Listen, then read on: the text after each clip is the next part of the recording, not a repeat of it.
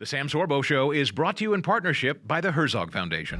Hello there. So my guest for this episode is a physician, a patriot, and a fearless advocate for medical freedom. He's challenging the status quo to put patients first. This is the Sam Sorbo Show. Here we go. Sam Sorbo. Sam, welcome back to the program. I'm glad we welcome Sam Sorbo. It's great to have you here.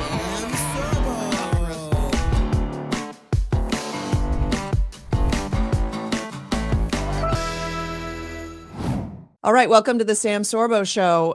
My guest today is a bold and unapologetic advocate for medical freedom, parental rights, and truth, even in education, believe it or not. He's a board-certified primary care physician with over 25 years in private practice. He's also the author of Unavoidably Unsafe, Childhood Vaccines Reconsidered. Beyond medicine, he's been on the front lines of the education reform, serving 12 years as an elected school board member and co-founding the Orange County Classical Academy, which is a free public charter school using Hillsdale College's curriculum. He's not just a doctor, he's a warrior for truth, liberty, and common sense. Please welcome Dr. Jeff Barke. And there you are. Welcome to the program. Hey, Sam, great to be with you. Thanks for having me.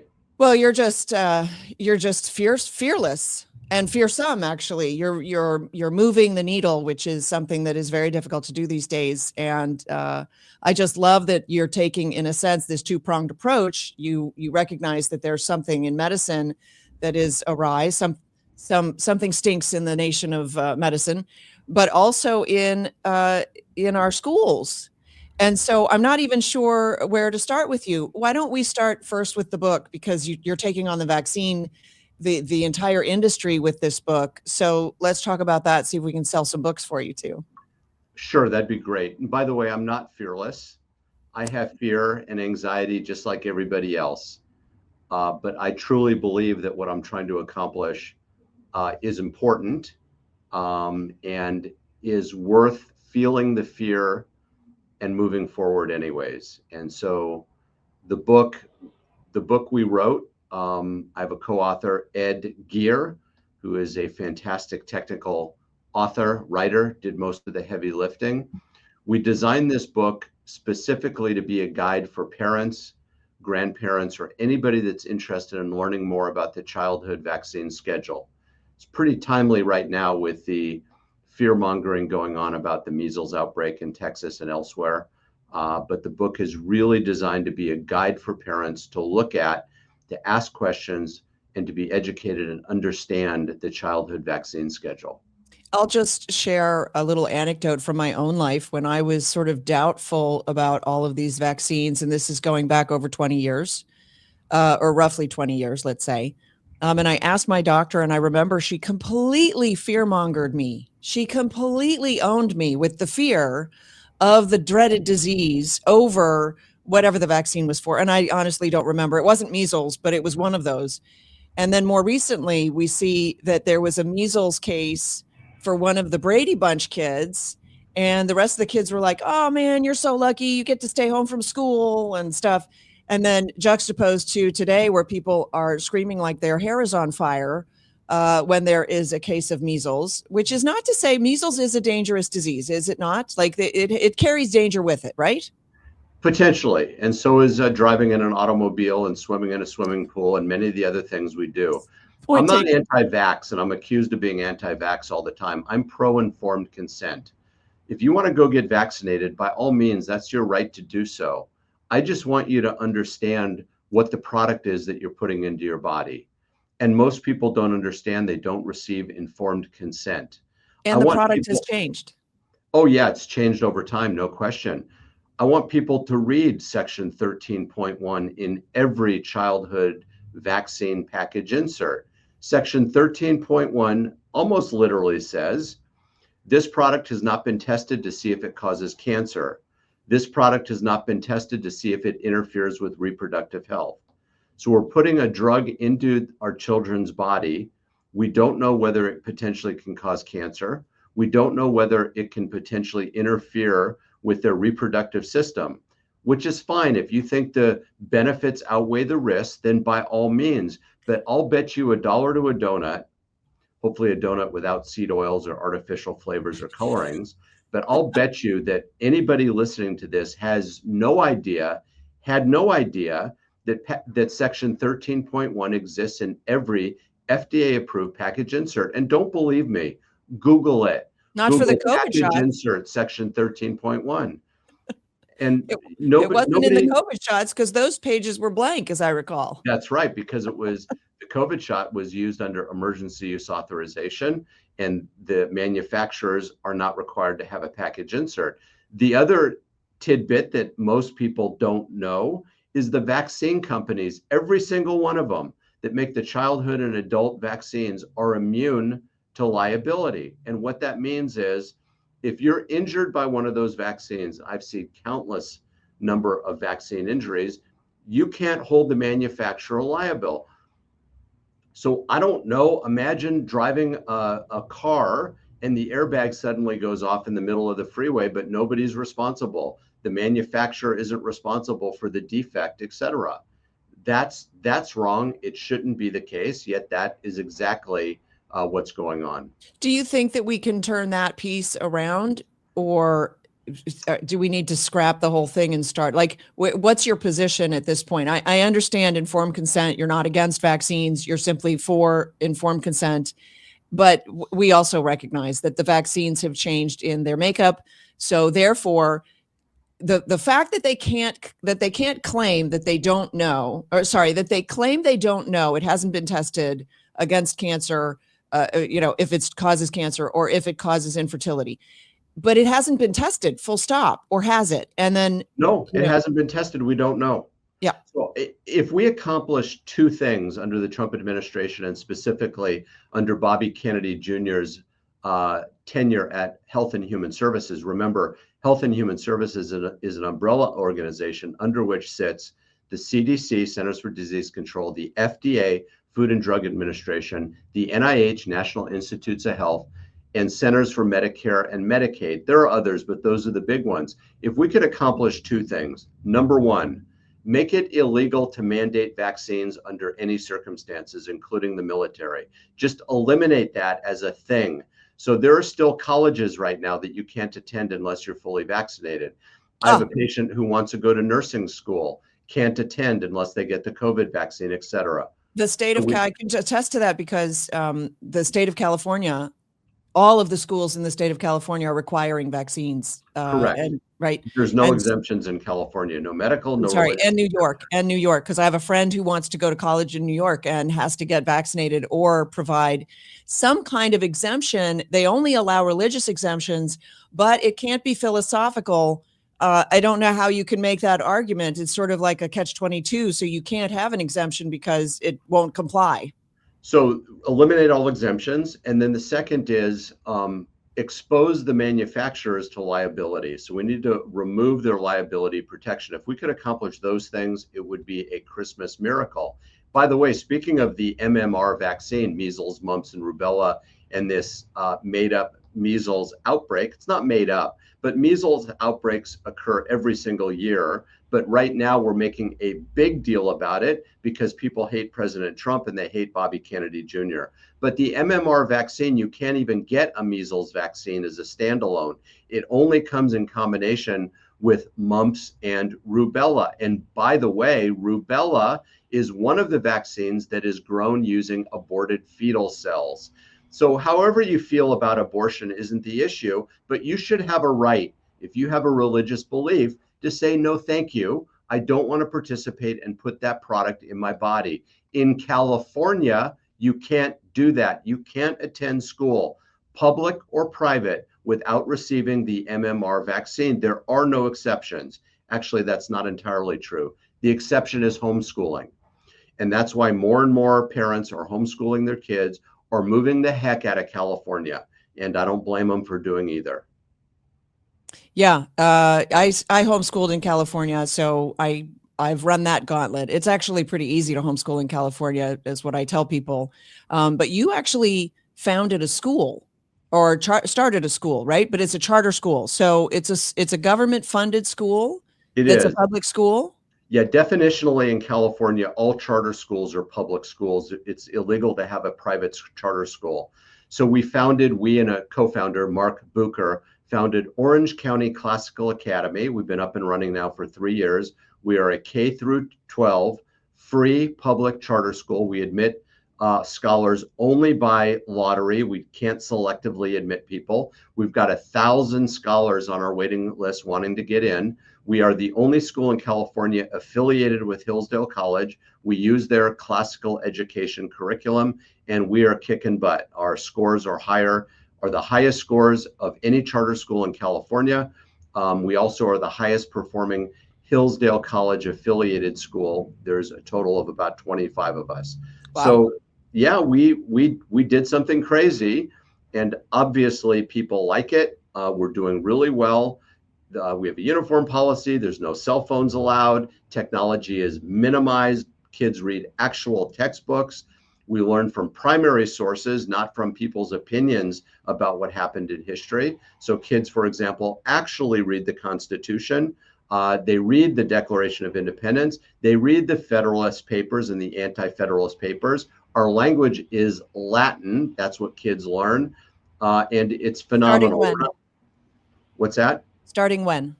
Latin starts in, I think it's 3rd grade. Yeah.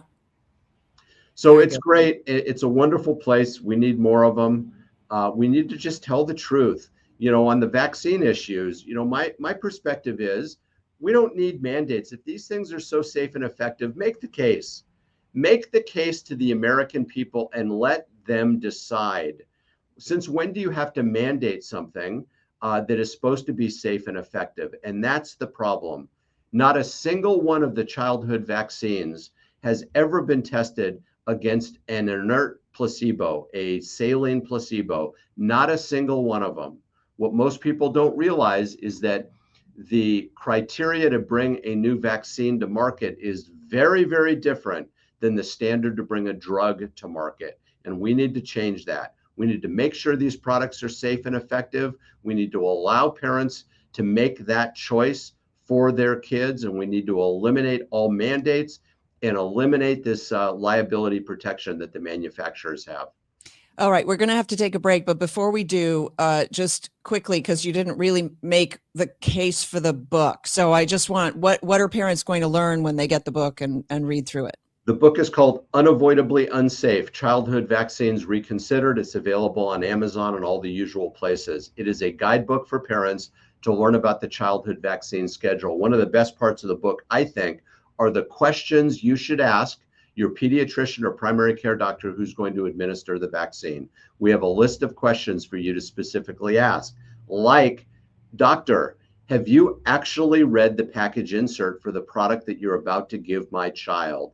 And if so, would you please explain to me what's in the package insert? Can you read to me section 13.1 and help me understand what that means? Can you read to me the list of the ingredients that you're injecting into my kid? Help me understand why it's a good idea to put aluminum or polysorbate 80 into my child. And oh, by the way, is my kid really at risk of getting any of these diseases, like tetanus, for example? There's like a handful of tetanus cases in the United States per year. Why does my kid need a tetanus shot when they're really not even at risk of developing that disease? Those are some of the examples of questions that we want parents to ask the pediatrician or primary care doctor. Yeah, or the chickenpox shot, which they're pushing now like Same crazy. thing. Yeah, same It's thing. like, and chickenpox, I mean, I remember having chickenpox, and many other people, we had chickenpox parties so that you could get I over know. it faster. My, And you know, my mom, who still alive, 90 years old, plays tennis a couple days a week. She took my brother and I down the street to a kid who had chickenpox, exposed us. Handful of days later, my brother and I have chickenpox and stay home for a week or so, oatmeal baths, the usual, and we recovered. I still have chickenpox antibodies. I tested recently because I'm a member of the Army Reserve, so I had to get tested to see that I still had antibodies, and I got strong antibodies all the way from 50 years ago when I was a kid. Now that's we how don't immunity allow works. natural immunity. Yeah, That, natural. you know, like we learned that in health class. That's how immunity works, but somehow it was suspended during COVID. If you had Natural COVID, you immunity still needed the actually shot. works. That's right. Exactly.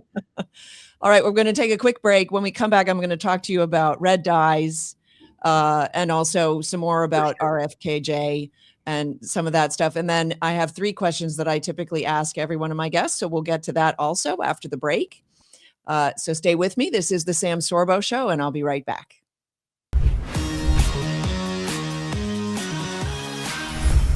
Thanks for tuning into the Sam Sorbo Show. You know, we are in a battle for our very nation, a nation that was founded on Christian principles and on the Bible. The 10 Commandments is the basis for our rule of law. But these days, when you go talk to people on the street, you'll find that most of them don't even know what rule of law means. And that's why I'm so proud to have Herzog Foundation as a sponsor of my show. I also love what they do because they seek for the benefit of Christian education throughout the nation.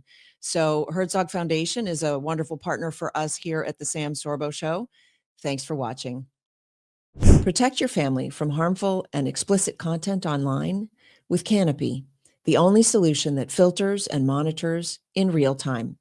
With Canopy, you can rest easy knowing your children are browsing safely and securely. Visit canopy.us and use code SAM20 to get 20% lifetime discount on any subscription. Keep your loved ones safe online with Canopy today.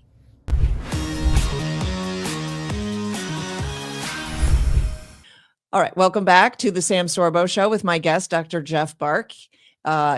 He's joining us now to talk about more on the vaccines, but also I want to ask you about your school. You have a charter school, you require vaccinations, yes? We do. Unfortunately, you can't operate a school in California without that requirement. I fight against it every day, but ultimately, in order to stay licensed and to run a school, private or public, in California, you have to have your students comply with the California vaccine mandates. Right, and that's a whole ball of wax. And your school is funded by the government based on your attendance records, right? So there's no way around it. That's right. But your school is performing for the students. It's performing much better than your national average, and you said it's even performing the best of all of the Hillsdale schools. You mentioned a couple of differences. I am somebody who believes now that you cannot really teach a child academics without morality. Like they need character building as much as they need academics. And without the character building, they won't learn the academics. It won't make sense to them. It won't seem necessary. It would be like leading a horse to water, but you can't make him drink. He's got to be thirsty. And I think the character building is what makes the child thirsty. So you agree with that. So what do you think your school does differently, maybe along those lines? Anything? Well, listen, also, I don't really care if somebody's good at math or reading or anything else if we're not teaching them how to be a virtuous citizen. And that is one of the principles of what we teach at our school is how to be a virtuous citizen. One of the ways we do that is, first of all, our uniform policy. So kids aren't allowed to come to school dressed in any willy-nilly way they want. They have to wear school uniforms. We also remove their cell phones. They're not allowed to bring cell phones to school. If they do, they can check them at the door. And so when kids are out on the lunch area or in PE or doing whatever they're doing, they actually have to talk to each other, not be on their phone, scrolling through social media as well. And they get lessons on virtue every single day. And wow. I think that is so important that we grow up kids to be virtuous citizens, not just academic citizens. And besides, we suck, we being California and most of the nation, we suck anyways at teaching kids reading, writing, and arithmetic. I mean, for example, I was on a school board for 12 years at Los Alamitos Unified School District in Orange County, considered one of the top public school districts in Orange County, a very affluent district. We have a graduation rate, I checked recently, of 100%. However, before you get too excited about that, 50% of the kids at the high school today are below grade level in math. So how is that possible that we graduate everybody, but they can't even do math at grade level? So we're doing something wrong. Teachers unions dominate public schools. By the way, Our school is not unionized, which gives us the advantage of being Oh, hire that's and fire cheating. in a much different way than a traditional public school. Right. It's cheating, though. Come on. You can't It's, compare your non-union school with a unionized school. that's right. Actually, it's brilliant because at least it's an example of the effect of unions on the schooling of children. I won't call it education, but I love that. I know of a school that does a similar thing. One of their first and foremost is the uniform, and it has to be impeccable. And if it's not, the children get corrected. If you see a cell phone, you confiscate it, I imagine, Oh, for sure. Yeah, they're not even allowed if they are caught with a cell phone, it's confiscated. The parents are called, etc. There's a pretty clear rules and regulations in our schools with a discipline policy that is maintained. I like that. And it sounds like you probably have a fairly high level of parental involvement since, well, maybe not since it's a lottery school, but at least the parents have to choose the school first in order to enter the lottery. So you do have that. And For sure. we know that parental involvement is the number one predictor of academic success. And frankly, if you're teaching kids the academics without the morality or the character, you're just making really smart criminals. That's right. Good luck with that. Yeah, that's funny. Yeah. I want to ask you about red dye. This is obviously something that's very controversial, very prevalent in the news today. What kind of light can you shed for us on red dye? And assume that I'm somebody who doesn't even know the first thing. I mean, I don't drink Kool-Aid at all, so red dye. Yeah, I mean, listen, I don't care about dyes. I don't want the government to ban anything. I want to educate people, but I'm gonna have a post coming up soon. The 10 ingredients you should always avoid if you see them in a food, and one of them is food dyes. Why do we need artificial food coloring in food? They put it there to make it look pretty from a marketing standpoint, but they're highly toxic and inflammatory. So I won't eat foods that have food dyes. Classic example, Skittles. Oh my gosh, the number of food dyes and artificial flavors in that is terrible. I'm not in favor of government bans. I just think we should do a better job of educating people, and they'll simply stop buying those products. And then the companies will respond by putting natural coloring in their food products if they need to be colored. So interesting, because you don't like the government banning it, but we already have this overbearing government that picks winners or losers. They're easy to buy. We can see that they've been, many of them, much of the government, if not all of it, has been purchased or captured. For sure. And who's going to do the educating? Because the government is really not in the business of education. They shouldn't be in the business of education.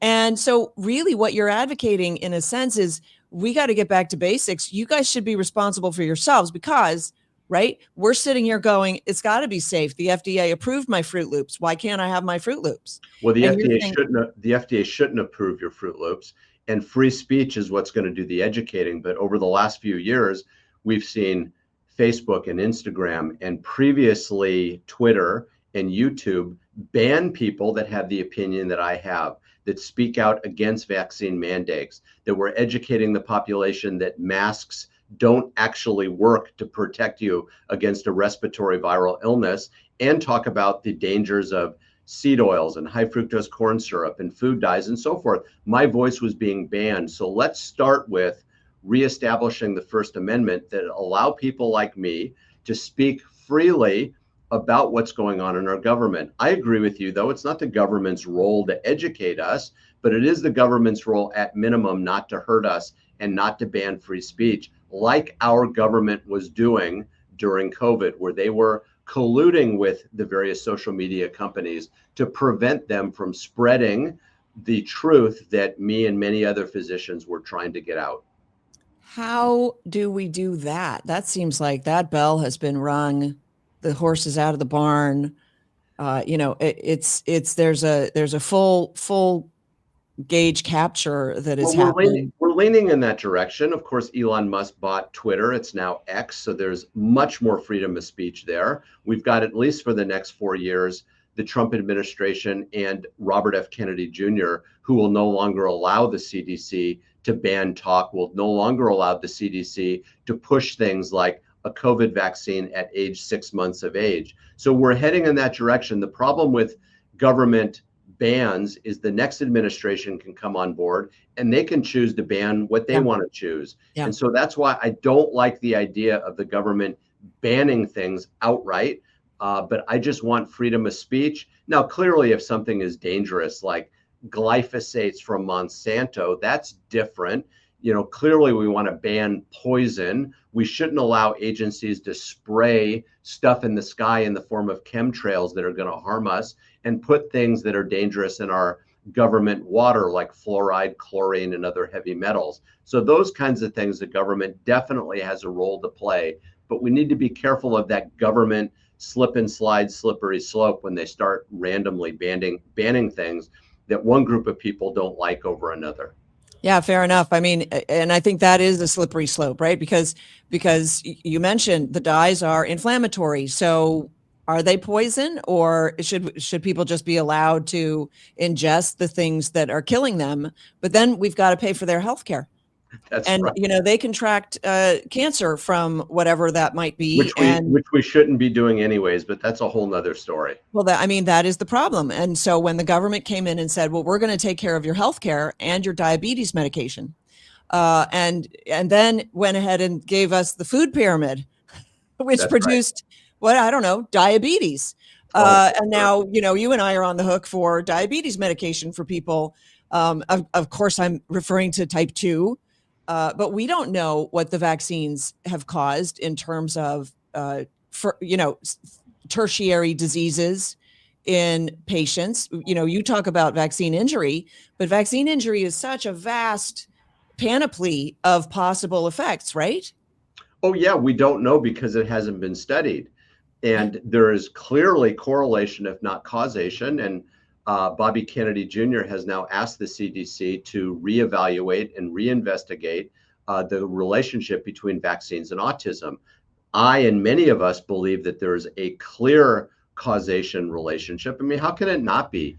Today in California, to graduate high school, you will have had about 75 needles mandatorily injected into your body. When I was a kid, it was about 8. And so that escalation, because we gave the vaccine companies liability protection, occurred. Who doesn't? I want that business model, Sam. Yeah. I want the government to force patients to come see me, mandate that, and then make me liability immune. I don't even have to have malpractice insurance, because no matter what I do, if I harm somebody, they can't sue me. What a beautiful business model that the vaccine companies have. We need to get rid of that right away. Yeah, we really do. When you put it that way, and it's so clear, very well said. Okay, I have 3 questions that I ask all of my guests. The first one is, what's your education background, and do you use it today? Boy, I use it from my education background. I went to college at the University of Southern California, USC, medical school at UC Irvine here in Orange County, family practice residency at UC Irvine as well. So I use it from the standpoint is, thank goodness I'm educated enough to realize much, if not most, of what I learned in medical school is incorrect. I was taught the cholesterol myth of cardiovascular disease.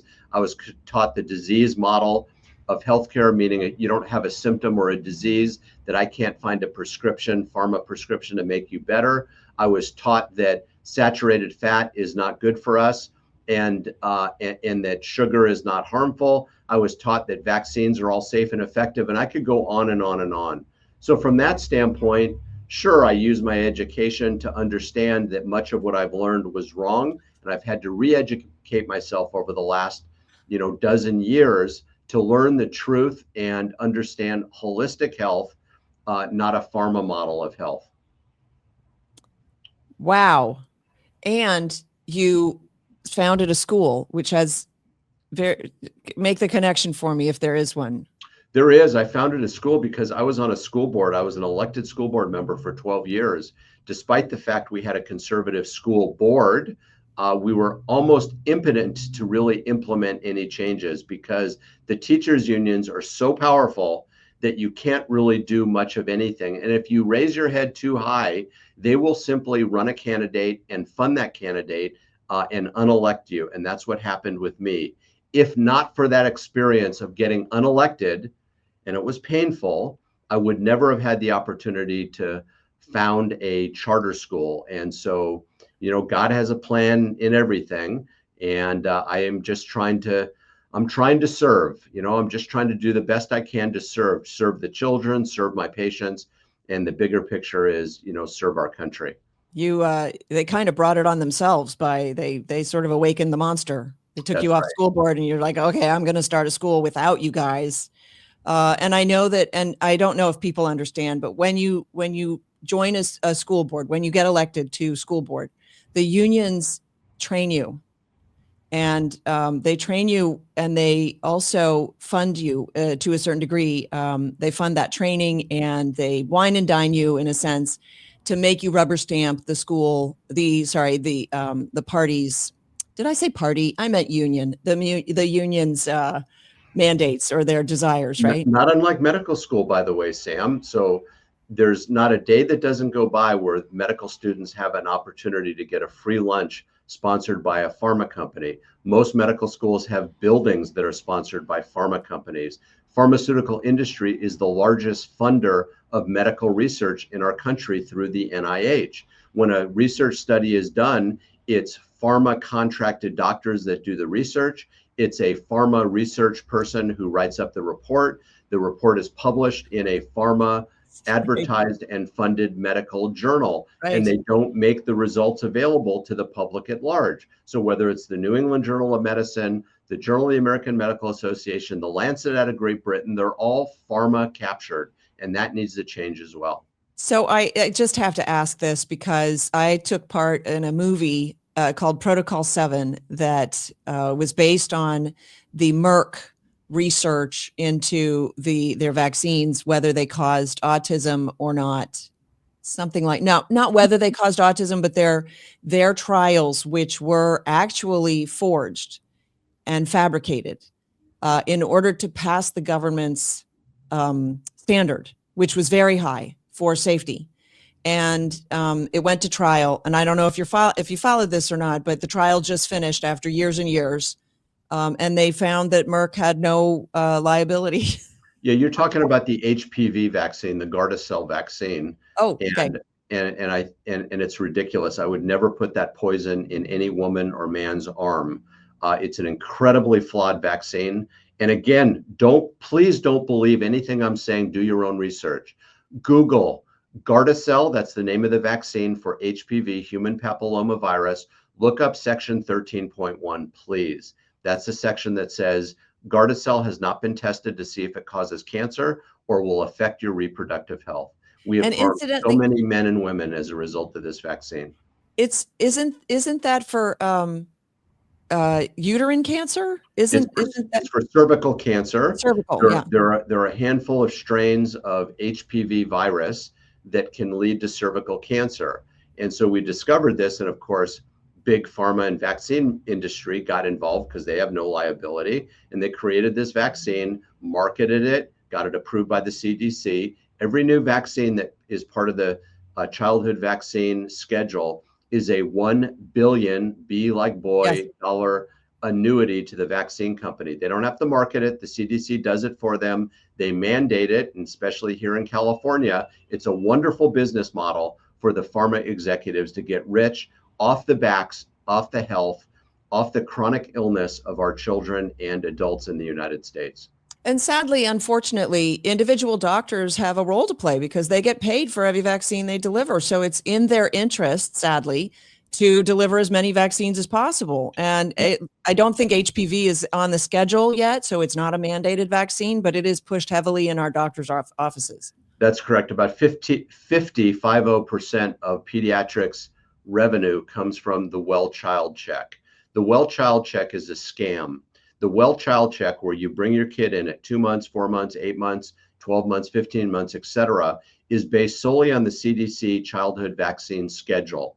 And when you come into your pediatrician's office, they bill for the Well Child Check, they bill for the vaccine, they make enormous profit, they buy it at X wholesale, they bill insurance at Y, they collect the difference. So about 50% of pediatric profits come from the well child check scam.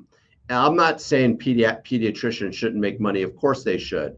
I'm all in favor of making money. I make plenty taking care of patients. That's not the point. The point is the government shouldn't be involved. The CDC shouldn't be mandating these things. California shouldn't be mandating these things. And you're right. Physicians play a role, many of them without knowing. Yeah, I was yeah, taught in medical winning. school that these things are safe and effective. And anybody that thinks that there's an association between vaccines and chronic illness is a quack. And Right. now I've come to learn something very, very different. Yeah.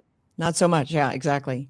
And I will say, because I think it bears emphasizing that if you don't have 100% compliance in your client base for a vaccine, you do not get the bonus.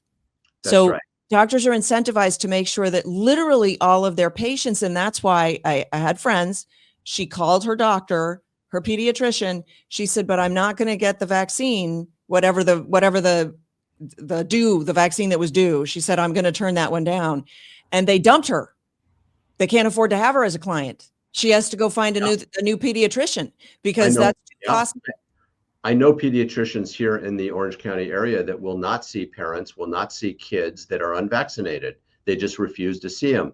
Now, I don't know necessarily that they're doing that because they're not making money. That may be part of it. They just philosophically are taught things that aren't so.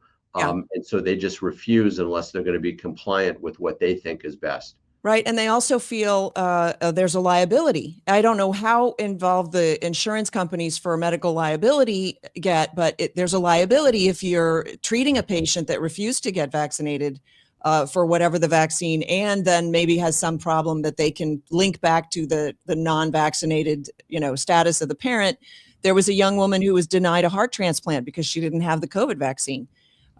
Just recently. So, this is a very murky area, but I do want to tell my viewers, I have a friend whose daughter literally has never met a doctor, and is 3 years old now, perfectly healthy. And I said, she's never been to a doctor, like not even for delivery. And she's like, no, but look at her. She's perfectly fine. And I'm like, you know what? That is the way we used to do it.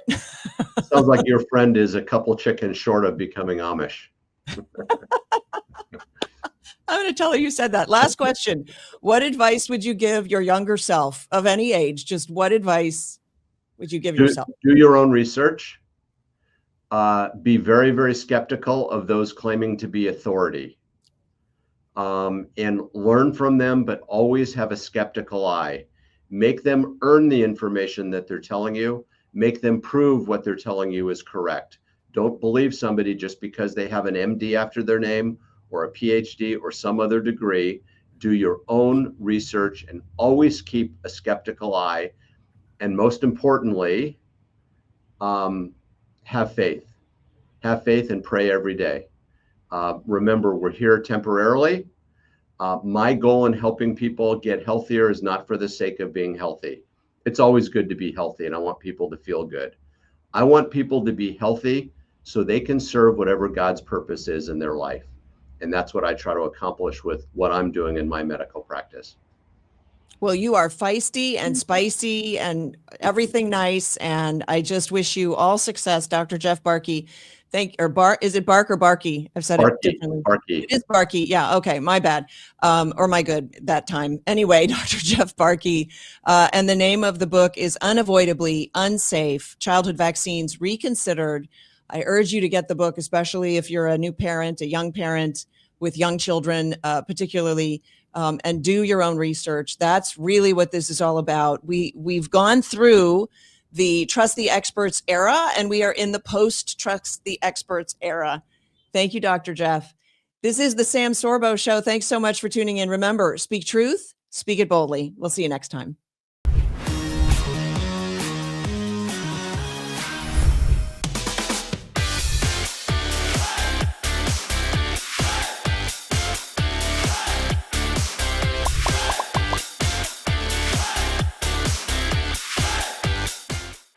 The views and opinions expressed in the Sam Sorbo Show are those of the speakers and do not necessarily reflect the views and positions of the Herzog Foundation.